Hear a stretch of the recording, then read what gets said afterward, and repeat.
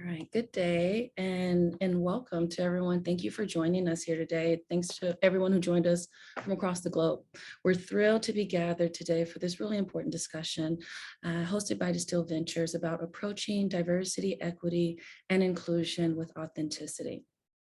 So we're going to have an intimate discussion today with both leaders from the drinks industry and diversity and inclusion experts on the opportunities and challenges around this topic and around this journey to equity. So today for the panel that we have, I'm going to stop sharing my screen so that we can see everyone's faces. We have Tuan Lee. He is the CEO of Vervet Cocktails.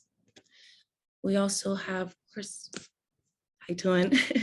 We also have Chris Marshall joining us as the owner of the Sands Bar in Austin, Texas. Ara Carvallo for DV Portfolio, I&D Director globally. We have Brian, McComak from who is the CEO of Hummingbird Humanity. And I am Kamilah Mahon. I am the Inclusion Diversity Manager with Distill Ventures, and we are really excited to have everyone here today. So let's do quick intros to this really fantastic, diverse panel that we have. I think I'll just go in the order that I began with. So Tuan, can you give us an intro about your background and then maybe tell us what you've been up to lately?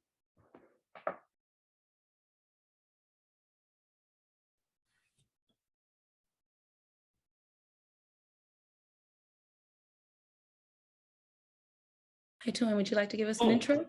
Oh, I'm sorry about that. I didn't know. Okay, I didn't hear my name. Hi, everyone. I'm Tuan Lee, CEO and founder of Vervet. Vervet is a premium sparkling farm-to-can cocktail company based here in Los Angeles. We're celebrating the many global cultures we enjoy here in Los Angeles and California, as well as the diverse agriculture here as well. Thank you, Tuan. And Chris, I believe you're next, Chris Marshall. Hi, my name is Chris Marshall. I'm the owner and founder of Sands Bar, the first alcohol-free bar in the state of Texas and one of the first few in the United States. I am proudly a person living in long-term recovery, and I believe that everyone deserves equitable drinking options. Wonderful, thank you. Ara? Hi, I'm Ara Carvallo. I work at Distill Ventures together with Kamilah, and we support the most amazing founders build the brands of the future. I also run a bar show in Mexico called Barra Mexico. And on my free time, I research jaguars, which is my passion. Thank you. So cool. And Brian? Research jaguars. I got to know more about this. Hi, everyone. I'm Brian McComak. I use he, him pronouns. And as Kamilah shared, I'm the CEO and founder of Hummingbird Humanity, which is a consulting firm focused on bringing to life human-centered workplace cultures. I really need a cool tagline like Chris, so I'm going to work on that. I guess I'll share, the work at Hummingbird is really centered around a belief that if we create workplaces where humans thrive, we can also create more successful businesses. So it's a win-win for everyone. And our tagline for that is good for humanity, good for business. So I look forward to sharing a little bit more about what we do at Hummingbird and hopefully offering some insights that will be helpful for all of you that are with us today. Thank you. Thank you for everyone for those introductions. And as I mentioned, my name is Kamilah Mahon. So we're really honored to have such great and diverse talent gathered here today. And I would love to take a moment to provide a bit of context around DV for anyone who might not know about Distill Ventures and some of the work that we're doing and how we're approaching diversity, equity, and inclusion with authenticity. So I'm going to pull up my slides. Oh, pardon me, pull up my slides here to offer a bit of context.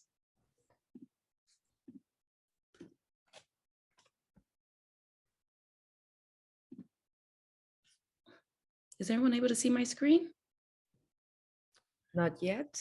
No. It started screen sharing.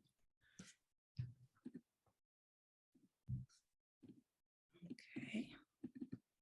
Excellent. I think this is what I would like to show. All right, so as I mentioned, for anyone who might not know about Distill Ventures, we're the world's first drinks accelerator, and we're dedicated really to premium spirits as well as non-alcoholic drink brands. And we're really focused on empowering founders. At DV, we believe that the drinks industry's most exciting innovations come from founder-led brands. And the way that we support founders and the way that we do this is we offer this support through a combination of investment.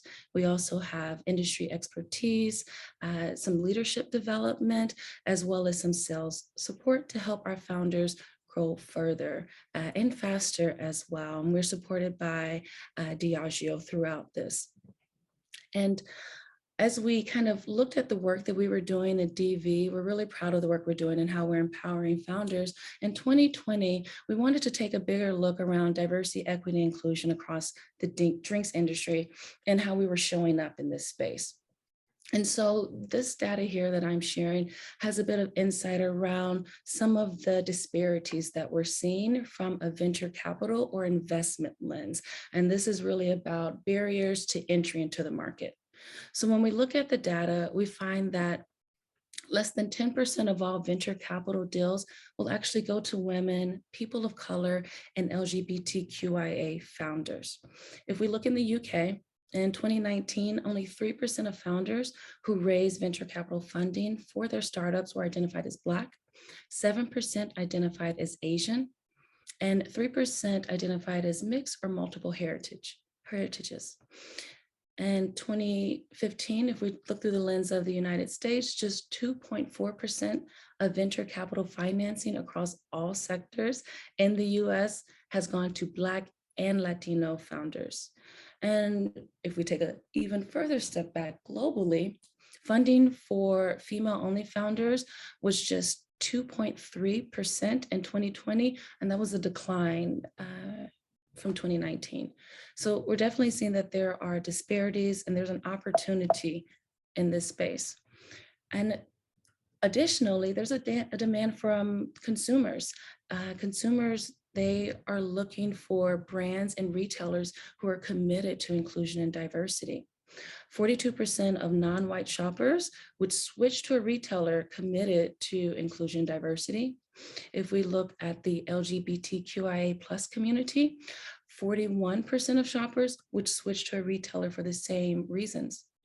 So not only is not being inclusive a missed opportunity to lose, I would say, support from your consumers, these consumers are looking for brands and organizations that are committed to inclusion and diversity. 21% of all shoppers, regardless of how you divide, are likely to support a retailer that reflects the importance of diversity and place importance on diversity and inclusion. And so with this being an opportunity, one of the ways I would say that Distill Ventures was able to engage in this space was the creation of the DV Pre-Accelerator. So we knew that there were diverse founders and brands that existed that maybe didn't fit our traditional investment criteria. So we changed around the way that we were engaging and how we were meeting this audience. So we designed a program specifically for early stage drink businesses led by founders from underrepresented and diverse communities to really help unlock some of that funding faster and in earlier stages to kind of combat some of those metrics and disparities that I shared earlier. A bit about the Pre-Accelerator, for anyone may not know, some of the criteria is a passion for drinks, a founding team of people from underrepresented communities, a product that is either on sale or has pre-sales, and then an idea of who the consumer is. And applicants who are successful in entering the program will receive an initial investment of up to $500,000 for 6 months. This is really kind of custom support from Distill Ventures. So this is one way that we wanted to step up and engage in this space, but you can't just do it through an external lens. We began our own internal journey, and that included education and some competency building for our team, some of the recruitment that we were doing and the hiring as well as just extending that search to cast a wider net of founders. So these are some of the ways that we are engaging in this journey to do so authentically. And that's really what this is about, so that we can have this discussion and hear ideas and ways to do it. So let's get into the discussion and talk to our wonderful panel that we have here today. If I stop sharing my screen. Okay, excellent. So I think it's really important that we have a baseline for this conversation and what we're talking about, right? Because people might have different ideas and how they define different terms. So I would love to turn to Brian and ask that if you could help us define diversity, equity, and inclusion. Yeah, absolutely. Thanks, Kamilah. So I'm going to share this from two lenses. I'm going to share a brief story after I do the definitions. So let's just start with the definition. So diversity is about the experiences of the people that work in your organization. So those can be lived experiences. Those can be professional experiences. So where they grew up, race, ethnicity, sexual orientation, gender identity, religion. I'm a military brat, so I grew up moving around a lot, so that's part of my story. So diversity is all of the different stories that your people bring in their organization, and do you have a collection of different experiences, lived experiences, and stories that your company's embracing. Inclusion then is really bringing that embracing those stories to life. So what is the culture of your organization? What's the environment that the people that work in your organization experience? So this is where one of the areas where we find a lot of organizations sort of fall short is they focus on the diversity part of the conversation and aren't really focused on, okay, well, if we bring people from a diverse set of backgrounds into our company, will they have a place that they can thrive? Are we meeting their needs with our benefits programs? Are they going to see people in the organization that look like them? Are they going to hear stories from people that look like them? What's the environment, the culture that helps them thrive? And then equity is a recognition that our different lived experiences mean that we may start from a different point on the starting line. So if you grew up in a single parent household, that might put you behind the starting line for someone like me, my parents are still together after almost 50 years. The reality in our country, in the United States, and certainly this is true in different ways around the globe, is that depending on the color of your skin, you might start further ahead of the starting line or might start behind the starting line. And there's various different identities and lived experiences that might put you ahead or behind that starting line. And then when we bring those experiences together, sometimes that magnifies both either whether someone is ahead or behind. So how do we right the wrongs of the past, of which then drive for people to start in different places on the starting line? That's the equity conversation, and obviously often one of the most complex ones for people to try to solve in their organizations, but it's important to acknowledge that one. So those are some ways to describe it. I'm going to just share it's more of a quote than a story, but it's a really great visual.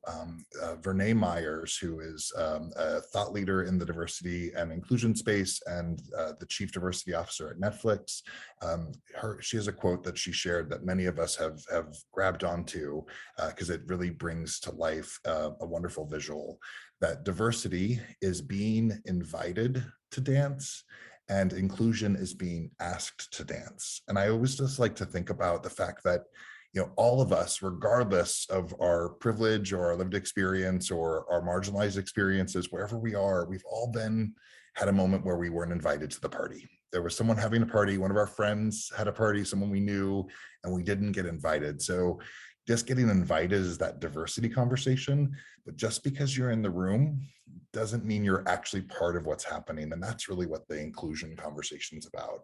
And then the equity piece, which isn't included in Vernee's quote, but I can add on sort of two different ways to think about it. Is one is I can get to the party. I have a safe ride. I have a way to get to that party. have a way to get to the room. So sometimes people are invited and they're like, I can't get there. And so that's part of it. And the other is do I have the shoes that fit so I can dance at that party? So that's another one that sometimes we, if we're starting from behind that starting line, we may not have everything we need to be successful in that environment. So those are a couple of ways to add on to Verne's wonderful quote to think about the equity conversation. Thank you for Brian. Thank you for that, Brian. That is a wonderful quote. I appreciate you sharing that definition and that quote with us.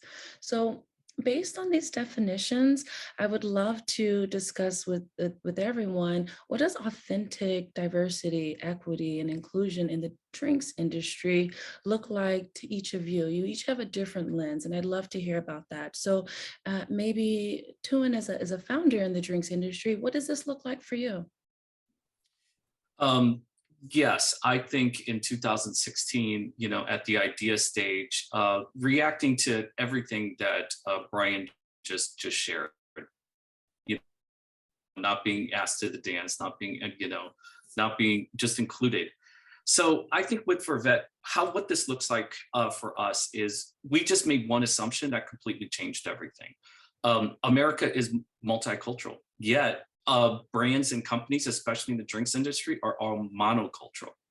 As soon as we switch that lens, that completely changes the look of the entire brand and company. Our starting diversity, from the beginning we're Viet Korean, female, and Filipino Jewish founded. That's just our beginning diversity. And since then, as we grow, as you know, we're a seed company, we're going to continue scaling our DEI. We're going to share a DEI dashboard, not just with our people that we hire and bring in, but also with our vendors as well. But it goes deeper than that. It's also in our recipes. And I think because we have such a multicultural team, we celebrate and we're inclined to include the origins of all of our ingredients and techniques. We don't really erase the cultures. We really celebrate the cultures. And as a brand, how we communicate this is, this isn't a really mind-blowing idea, but we say cheers in 14 different languages of America here, spoken in California. That is not that brilliant of an idea. Yet what is mind-blowing is that Vervet is the first brand in the history of the United States of America to do that. That to me is really indicative of what we normalized. We normalized monocultural brands and companies. And we just it just kind of went on that way, right? So these monoculturally owned companies and brands were allowed to capture multicultural consumers, even though they weren't being represented in the company and brand. I think for us, what we feel good about is being able to capture multicultural customers that look like us. The company should reflect that. Excellent. Thank you. Thank you for sharing how you and the Vervet team are approaching this and how you view authentic engagement in this space. Chris, how about through your lens? Well, as a bar owner of a non-alcoholic bar, Brian's definitions were really helpful because it reminded me of why I started Sands Bar. As a person who didn't drink, I was not even invited to the party, right? I was told that bars and restaurants were just not for me. And even when I was invited to the party, I was just offered a lime and soda. And that's it. That's how you can participate in this space. And so the whole impetus for Sands Bar is this idea that people who don't drink deserve the exact same experience as anyone else. And we acknowledge that there's so much intersectionality in people who choose to drink less or no alcohol and other people. For instance, we love the idea of making Sands Bar space for everyone. So even if people drink consistently and they don't identify as having a problem with alcohol, they're welcome in the space. We also recognize that people who use wheelchairs need a space where they feel safe, or people that identify as LGBTQIA want a space where they feel included, right? And so it's the confluence of all these wonderful, brilliant, and rich fabrics of our culture coming together in this space and celebrating the fact that we're all able to be in a space where we are consciously connecting to each other. Thank you. And thank you for creating the space with such intentionality behind it, because that's what I'm hearing is the intention from the attention from Tuan and the ingredients and appreciation of other culture, the intention to the consumers, and it's that insight and intention to being inclusive. It may not just happen as we're seeing, right? Brian, what do you see as authentic DEI in a vision? Yeah, absolutely. You know, and of course, we're hearing parts of this from what Tuan and Chris have just shared. At Hummingbird, we use a framework called the 4 lenses of representation. So we always try to start from the human in mind, from the person in mind. So many people can be smart and think about a big picture strategy. And what happens sometimes is when we start big picture, we start to erase the differences between us. So we like to start from the other side of the equation of let's start from the individual. And we encourage companies to think about how different individuals, different communities, different lived experiences are represented in these 4 lenses, which are people, the people that work at your organization, culture, what it feels like to work at your organization, customers. So how are you meeting the needs of your diverse communities of customers, and community? How are you giving back to the communities where your company is based, or where the people that work at your organization or your customers live and work and play? So we really encourage organizations to think through those 4 lenses. And connecting that back to the authentic question, what happens is when an organization is only trying to ignite on one of those lenses, then it doesn't feel authentic anymore. It has to be, diversity, equity, and inclusion can't be this other thing. It has to, that companies do, it has to be part of everything. And so those 4 lenses are a way to help a business decision maker, a leader, sort of make sure that you're doing it authentically and you're really thinking it through, to your point, Kamilah, in an intentional way, like we're hearing from Tuan and Chris. Yeah, thank you for those 4 points. I hope people are writing those down. These are some great tips and takeaways. And Ara, what about through your lens and perspectives? So I will talk also about equity, and it just came to me. It's a little bit improvised, but I just made me think of something which is super important. There's every time you talk about diversity and inclusion and equity and equality, we should also talk about sustainability. And I'm me, the Jaguar lady, but there's one big reason for that. It's because there's one concept called intergenerational equity. So if you think about equity, is really creating access to opportunities and research and resources for communities, no? And if we think about the generations that are coming, we don't think about them, we're pretty much depleting all the resources now. So basically, there's no equity for them because there's actually no party anymore, So it's not about not inviting them or asking, we're killing the party now. So I think that's super important always when we think about diversity and inclusion, always bring sustainability as a mix, because it's a really big point, but that was not the point I wanted to make. What I wanted to say is when you talk about representation, it made me think of a story that happens. It happens every time less, but as a founder, it used to happen a lot. When I would walk in a room for a meeting, where I was pitching a company with my business partner, which is also a woman. We walked, this is maybe say 5 to 6 years ago, but it happened often. We walked into the room and then we were just starting introducing, but people would say that, so where's your boss? Is he coming? And it was our company. So, these things happen, and really made me think of a great quote I read from the Sahar Hashemi. She's a great female entrepreneur in the UK. She says she found out that it's actually really sad. 80% of kids, of young how do you call it? Kids and young adults between 11 and 18, or you're not an adult, young people. 80% of people between 11 and 18 years old are unable to name a single female entrepreneur. So everyone can say Elon Musk and Mark Zuckerberg, but 80% would not be able to tell about who's a female entrepreneur. And it also made me think, and Kamilah, you and me were in this amazing conference. So it was in the UK, and it was there was an agency that presented a big campaign they did on Women's Day. A CVP agency, and they had billboards around the city in London. And on the billboard, you would see the text, Imagine a CEO, no? And then you would do a small subtitle like, is it a man? Imagine a doctor. Is it a man?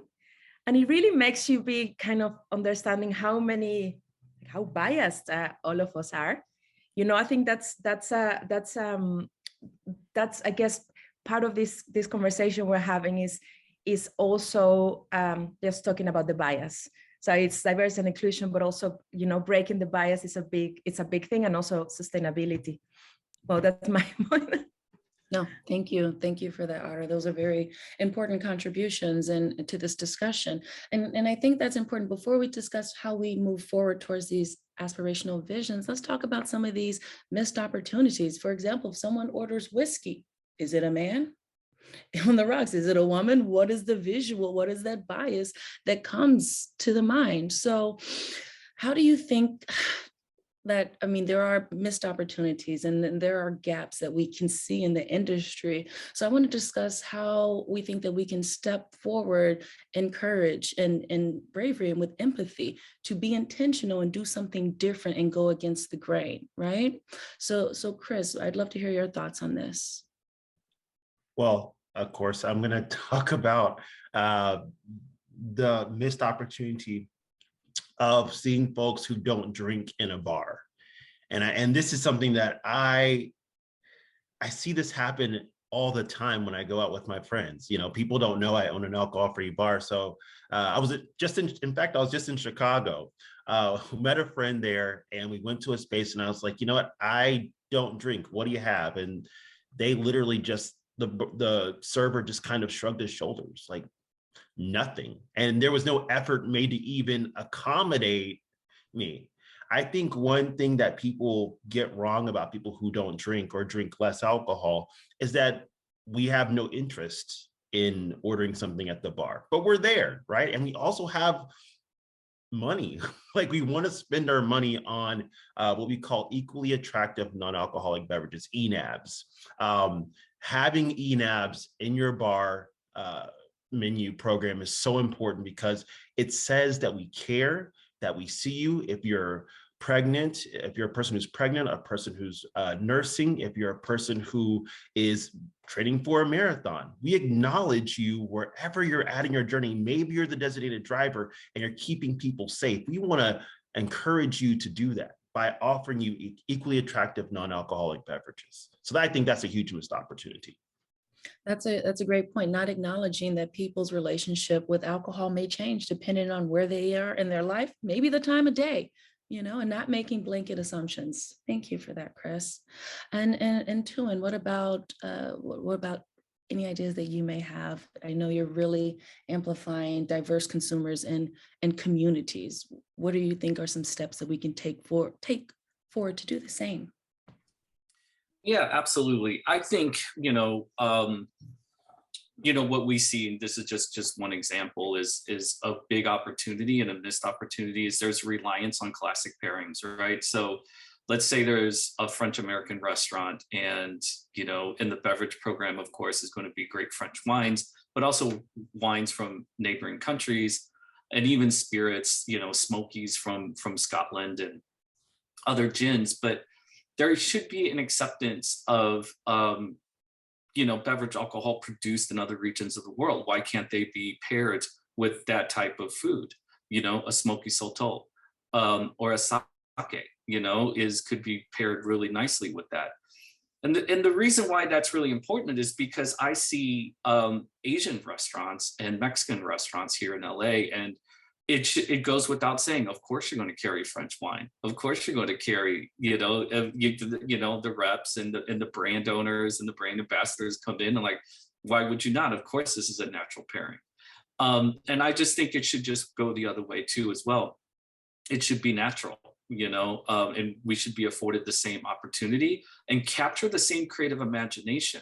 I don't think you should do it because out of responsibility, but I do think there's these incredible creative pairings. And ultimately what you're providing for the consumer, many of our multicultural consumer, is a new food and beverage pairing experience, right? The combination of those two will create a new whole. And this is what evolves food and beverage experience. So in the end, you know, it's a win for your guest. Absolutely. Thank you for that. And, you know, if I may say, one of my favorite parents that I will always remember was I had a beautiful, really aggressive Epwat and it was served with a beer. And that was different. And it made it memorable, you know? So yeah, thank you for that. Ara, what are you seeing as opportunities maybe on the global landscape? So I will go in the same line as you were going, Antoine. I think that what we saw at Distill Ventures is during COVID, that consumers were, of course, making drinks at home, but they were really exploring because they had the time. And they started exploring and really became like flavor explorers, I would say, so that we can definitely be sure that consumers have develop their palates and are a little bit more ambitious, and they can really they're open to new flavors. So I think that the one opportunity is, let's have more brands from underserved founders behind the bar. Let's have some more female-led founders, black companies, black brands. And I think in general, I think that will definitely do things better. Then I have another one, that's my personal one. It's about as well authenticity and diversity. I don't know, but if you are familiar with Mexican culture, you would know that the mariachi is an institution. The mariachi are the musicians that sing in the weddings, but are, it's such an institution that when people get married, very often the gala dress is a mariachi dress, and for women as well, female and male mariachi. So I think another little frustration I have sometimes is this brands of tequila brands. I saw it was a trade show, and a founder was not Mexican, a founder of a tequila brand that grew very quick. He was wearing mariachi clothes behind the bar, which if you do it graciously, then it's really nice. But he was wearing an Indiana Jones hat, and it's such because it means so much that it's such an institution and so important for Mexicans. I thought, well, that was not necessary. It's either do it all the way with respect and honor, or just don't do it. And that's my second one. And the third one, which is also from the global view, but I'm very happy this is happening less. It's brands trying to sell their booze in events or at bars by objectifying women, asking hostesses with the little skimpy dresses, and just it still happens. So I think so I went from the macro to the really activation level, but unfortunately still happens. So I think that's something that could definitely be improved. Thank you, Ara. I like what you said. Do it with respect, or don't do it. That's that intentionality, right? And so thank you for that. And Brian, I know you work across all types of industries with all types of teams. I want to ask about the opportunities that you are seeing maybe in some of the consumer facing sectors like hospitality. But I want to be very honest, a lot of these trends, they will transcend sectors as far as how we can show up in the opportunity. So I'll turn it over to you to speak more of this. Yeah, absolutely. Well, and I'm going to borrow from a couple of things that have been shared. So, Ara mentioned the importance of recognizing bias. So when I think about this, even just this industry, if someone was going to ask me to picture someone who was a beer maker, I don't know if that's actually a title in the spirits industry, but let's say you're a beer maker, I'm going to picture a white cisgender straight guy, probably wearing a ball cap. And like, that's sort of the image I have. And when I think about like what Tuan's doing in your organization at Vervet, like you're thinking about not only your identities, but the consumers, then how do you meet diverse consumers and consumer groups? And Ara, you were talking about that as well. And so when I think about that people lens of the four lenses of people, culture, customers, and community, if you have people from different backgrounds in your organization, they can help you then sort of think through different lenses and say, how are we not meeting these needs and how can we meet those needs? And if you don't have those people in your organization, you don't have the innovation and those ideas that come to the surface. The other thing that sparked for me when I was listening to Ara was this, I'm going to put up this image real quick of equity, that this is one of the ways I love to think about equity of, if we gave everyone the same bike, doesn't work for everyone. So this is when you have someone who, like particularly this first person on the left there, who is who lives in a wheelchair. They might want to ride a bike too, but they need a different bike than everyone else. So this is another way to meet the equity conversation, and it's also it's really what Chris is really doing in his organization of meeting the needs of sober consumers. It's the same concept. To your point, Kamilah, it transcends industries. This is just a great visual to think it through of the difference between equality and equity. And on just a personal note, I just wanted to comment on what Chris does as someone who is sober. And I don't call it an ENAB. That's a new term for me, Chris, but I probably won't call it, because I'll go to a bartender like, I need an ENAB. And they will be like, I don't know what you're talking about. So I call it a fancy drink. And I go up and order, and I typically order a Sprite with a splash of cran and a lime, and I want it in a glass that looks like all the other alcoholic beverages. And when I have, to your point of, I'm fortunate to have money to spend, and I have given some wonderful tips to bartenders who've engaged me just like they do every other customer. So for those of you who out there are servers and bartenders, meeting the needs of people like me who aren't going to buy an alcoholic beverage, but say, I still want to have a good time. I want to have, I want the umbrella in the drink. I want to have fun. It can make a big difference. It makes me feel special, and special doesn't mean it has to be alcoholic. And I think that's something to really remember. And so to your point, Kamilah, about the missed opportunities, a lot of times we think about it, missed opportunities on the big scale, but on those moments, if you're an individual who is serving another individual, you have the opportunity to make someone feel special and help them feel seen and feel valued. And for me, that is finding a fancy drink that is non-alcoholic for me to enjoy. Thank you for that, Brian. Thank you very much. And another way I want to add, and this came up in some of our discussions, another way is identifying and addressing people by their preferred pronouns. If someone prefers he or she or they, that is a simple way that you can do every day to make someone feel seen, whether they're on your team, whether they're your consumer. So it can be macro or it can be micro. So let's talk more. I think some of this has been kind of touched on, but I want to talk more about some of the work and the ways that our panelists are setting the foundation for inclusion and an equitable future that we're talking about and envisioning. So I think maybe I'll begin with Ara. I know you're doing some great work around redefining that narrative of what is a founder and who's making these drinks. Yeah, I guess the most important thing, and I'm going to repeat something again that Kamilah said, but it was so shocking. It's imagine, well, this is actually in Europe. In the UK, 51% of the population are women, 51%. And only of all the venture capital funding, only 11% went to women, to all women's team. But then you think, well, if I go to the Nordics are, super feminist, are very progressive, things will be much different. You go to the Nordics, I think it gets even better, even worse.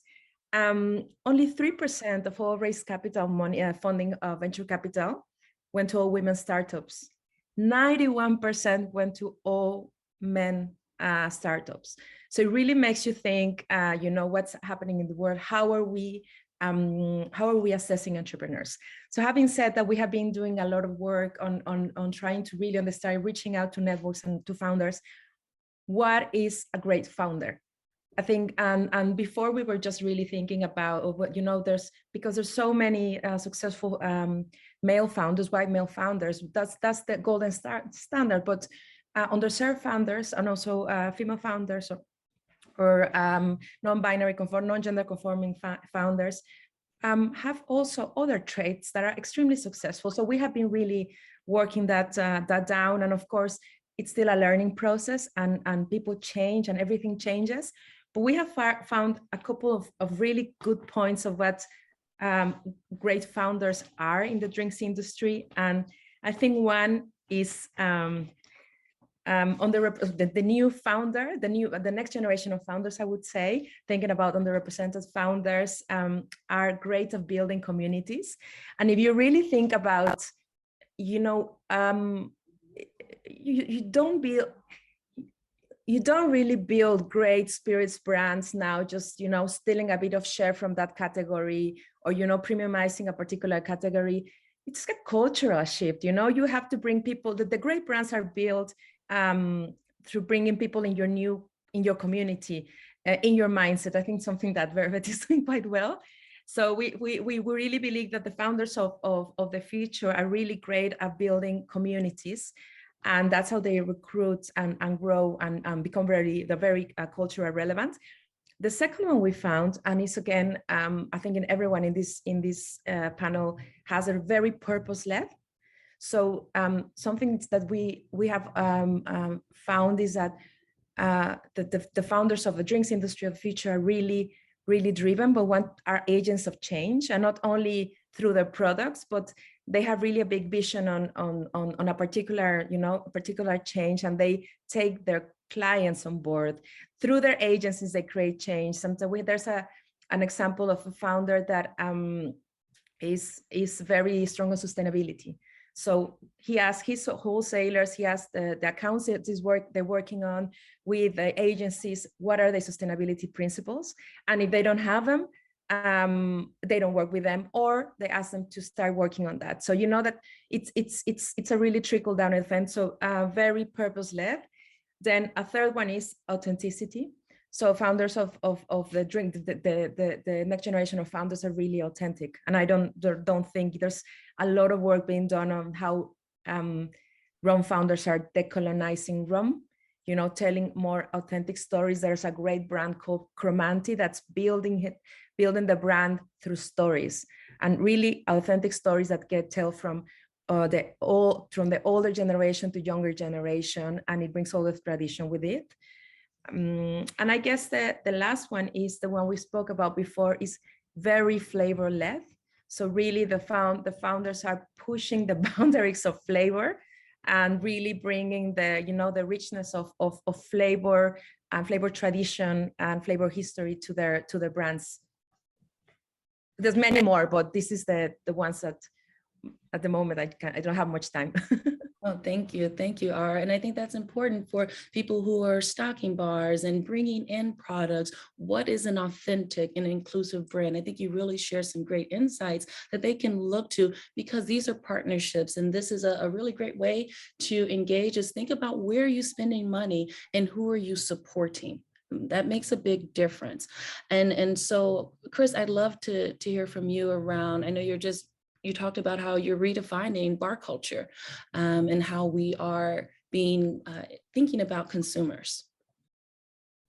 Yeah, absolutely. Before I answer that, I just realized that so much of what you have behind your bar says what you believe in, right?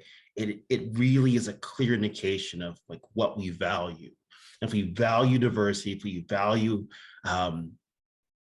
cultures, and we want to honor them and not make a mock of them, but really highlight and accentuate the rich culture and heritage, we do that intentionally. And I think the same thing is true for non-alc brands. I think what's so cool about being in such a brand new Wild West is that we are creating the culture now. And as one of the kind of four parents of this movement, I want to continue to build and expand in a way that is inviting everyone along. I really do believe that it is so important to make sure that we are not just saying, to Brian's point, that, oh, we're diverse or we're inclusive, but to have people of all walks of life at the table making decisions, right? That we have at every step of what we're doing and the way that we're changing culture with non-alc, to have people who can put real insight into what we're doing. So yeah, I mean, big vision for the future is to have bar menus that have alcohol and non-alcohol beverages, and they're the exact number. In fact, is like leaded and unleaded, right? Then I want to just continue to have spaces across the country. I want to make not just the Sands Bar brand, but non-alc bars just as ubiquitous as Starbucks. I want there to be one in every city across the world. And so that's the big picture, but we don't get there unless people realize that a rising tide lifts all boats, and we're all in this thing together. Yeah, thank you. I want to dig in a little more and talk about, I know that you do some really great events and activations at your bar, and these are steps that other people who own bars engage with consumers. What are some events, activations, and things that you're proud of that might be good examples for other people as we move towards this greater vision? Oh yeah, I love the things that we do at Sands Bar here in Austin. We have incredible experience and event. One of the things that I'm most proud of is that we had a mom's wine night. And so these moms got together and they had a great night just sampling all these non-alcoholic wines. We have sober drag shows, which is like a monthly thing. We don't wait till just Pride Month. We have one drag show a month. We just believe in bringing Black folks together, and as we experience pain and trauma, to have these experiences and moments of Black joy and celebration. We really believe that this space is a space for everyone. Bars at their heart are about community. The first bars in the world were about coming together as people and sharing beverages that meant something. So we're trying to get back to that original bar culture with Sands Bar. Thank you. And you mentioned something important. You don't just celebrate Pride in 1 month. You don't celebrate Black joy in 1 month. It is intentional. It is consistent. Yeah, I'm gay all year, just so you know, gay all year. It doesn't change. You are. Absolutely. So Brian, I would love to hear from you around how the impact that you're making and through your lens. Yeah, I think there's two things that really come to mind. So one is I sort of went rogue on answering your last question because I was so excited about the bicycles and about the things that Ara and Chris were sharing. So I wanted to share, I think I'm going to talk about allyship through a personal lens and through a corporate lens. So to more directly answer the last question you asked me, which was some examples in the other marketplaces. Target is one of my favorite companies to follow to see what they're doing to be an ally to different communities. One of the favorite things that they ever did was they created Christmas holiday wrapping paper with Santa Clauses that were Black and brown. And I will fully admit that I'd always pictured Santa Claus as white growing up. And I'm like, when I saw that, I was like, that is the best thing ever. And I can only imagine what it feels like to be a little kid to see Black and brown faces on Santa Claus. Like, what a powerful moment. There's another great image of from Target that I've seen where in their kids section, they have an advertisement that it's for jeans, I think, and the picture is of a little boy in a wheelchair, and the image is actually of that of another little person looking up, who's in a wheelchair, looking up at that image and seeing themselves in one of the signs in Target. And Target has so many other examples. They do some work like DV does of supporting brands that are startups that are owned by Black individuals and from marginalized communities, and they're trying to help them elevate them. So like, if you're looking for examples, Target is one of the best places to follow to see the work they're doing. And they have so many great examples of what I would say is they're demonstrating their allyship to those communities in very tangible, meaningful, intentional ways to create experiences, products, services, authenticity in their products. And actually, one I should mention, since we mentioned Pride, is the Fluid Project, which is an organization that is intentionally focused on amplifying transgender, gender nonconforming, and non-binary communities, is in all of the Target stores for their Pride collection. So brands like that to be elevated there are really amazing. The other thing I wanted to mention from an allyship perspective is, I've had the chance to, as Kamilah and Ara know, I've had a chance to do some workshops, facilitate some workshops with the DV community. And the last two workshops that we spent time with the team on were around gender. So we had one that was more focused on men and women, sort of more focused on the experience of women in the spirits industry. And then we had another that was around the spectrum of gender. And those were asked for by the DV community and encouraged. And what I really appreciated was the intention of like, how do we learn and learn from each other, learn from other experts. So that commitment to learning, I think, is really powerful within the DV community, but also just an example for all of us of, we don't know about the lived experiences of others, and let's create spaces where we can learn and share.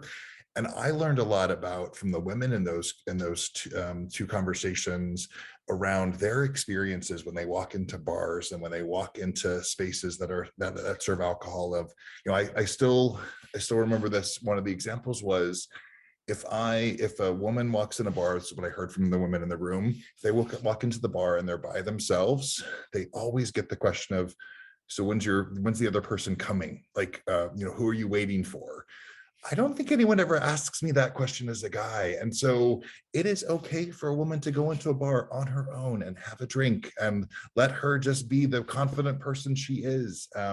So I just think that, sometimes we have to step out of our own shoes to understand those experiences.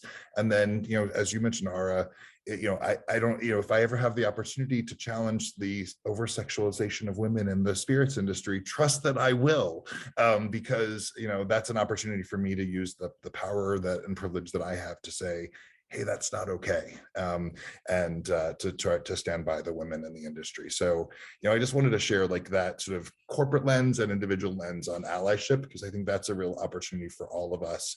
And everyone has the ability, regardless of whether you're a decision maker, whether you're a bartender or server, whether you're a restaurant owner, whether you're behind a brand, you have the potential to be an ally. And so learn from others and then stand up for them. Thank you. And you mentioned you can do this from different lenses, and including if you're from behind a brand. So Tuan, I'd love to hear more about how you all and your team are doing this from the creative spirit creation lens, pardon me. No, absolutely. We oftentimes say that, what we make are social beverages, and social beverages, like, Chris mentioned, it's about bringing people together, all different kinds of people. So it only makes sense that our drinks and recipes celebrate the people that are coming to us, to Vervet. But that's just the entry point, right? And I think they'll come and be like, oh, these drinks are delicious. But as they come in a little bit more, what we hope to see is like they invest in us every time they buy a Vervet drink. And that investment, what they're really doing, is really helping us scale a bigger mission. As a company grows, as you know, we can provide jobs and opportunities and healthcare benefits. And we're really trying to help close that gap. The data that you opened with is not good. And it's really terrible who gets access to these resources. And on top of that, when you have a diverse company, they're adding so much value. Like Brian said, can you imagine if this company was just a bunch of me's? My former mentor had a saying on his computer. It said, give me the wisdom to know my ignorance. And if there's just a bunch of me's, we're just scaling ignorance. And, that's nothing I'm interested in, and neither is my team. So as we continue to produce our drinks and capture, hopefully, the imagination of buyers, and we have so many missions, like just seeing how rice, as a rice-produced beverage alcohol, can connect with, European cuisines. And as we work on that and we start scaling it, and we're able to create these opportunities, I think that just will have real impact on the quality of people's life and lifestyles. But more than that, they know that their culture and identity is going to be celebrated more than anything else. So that's what we want to continue doing. Thank you. Thank you for that. This has been a really great discussion. We probably have less than 10 minutes left, but I want to maybe leave our audience with some points and final thoughts from you all. And as I like to say, I can't change the world, but I can change my world. And I think that we've left some really good ways, and throughout this discussion, whether you're a leader, whether you're buying drinks, whether you're creating drinks, whether you're supporting drinks, whether you're engaging with consumers, of ways and tactics that you can change your world. I hope the audience was able to hear those today, but if you weren't, I'm going to turn it to the panel to maybe share, a takeaway for our audience. Okay. Does anyone want to go first? I'll be brave. Well, because I live in this space every day, so I'm happy to be the brave soul of as a DEI practitioner. The thing that I'll offer is, something that I think I get stuck on sometimes, and so many of us do, is the desire to get it right. We're getting it right, being successful, getting the 100% in your paper, the A, whatever it is for you. That is how we're all programmed. And so then we embrace that, and we're like, I'm always going to try to get it right. Well, here's the thing. The conversation we're having today is about humans. It's about understanding humans. It's about accepting differences. It's about relating to each other. It's about trying to do better. And as we try to understand other humans and create experiences in a bar like Sans Bar, or creating a product like Vervet, or creating a community internationally of how do we understand the international consumer, like Ara's talked to us about. That means we're always learning, we're always trying, and sometimes we're going to get it wrong, and that's okay. It's okay to get it wrong. It's okay to be trying, and it's okay to make a mistake. And when you make a mistake, just say, I'm sorry. If someone helps you learn something that you're like, hey, say, thank you for that, helping me learn. I want to be a better human. That's awesome. Thank you so much. And you don't have to feel bad about making a mistake. It's human. So I would just say, step into that fear, that discomfort, if that's what you're feeling, because that discomfort and fear can hold us back from being better humans and from really embracing others. So step into the fear, make mistakes, apologize and own it if you need to, and it's going to be okay. I promise. Thank you, Brian. That's a great point about stepping into the fear with courage and being vulnerable. I'll quickly share that when people ask how to say my name correctly, it helps me feel seen, and not that they're presuming to put their ideas on my identity and who I am and to name me. It's a slight thing. It can be quite powerful. So as we continue with these insights, I'm going to put some resources up. Any other advice that anyone would like to share with the audience? Yeah, I just want to plug one great book by my friend Julia Bainbridge called Good Drinks. I think that's a great book to help people get their frame of reference for what alcohol-free drinks can be.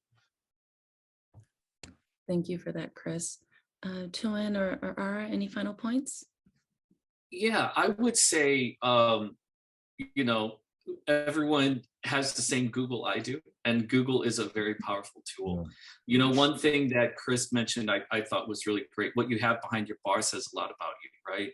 What you have in your home, what products and brands you stock in your home, it's the same thing, right? There's a saying, everything you do is a portrait of yourself.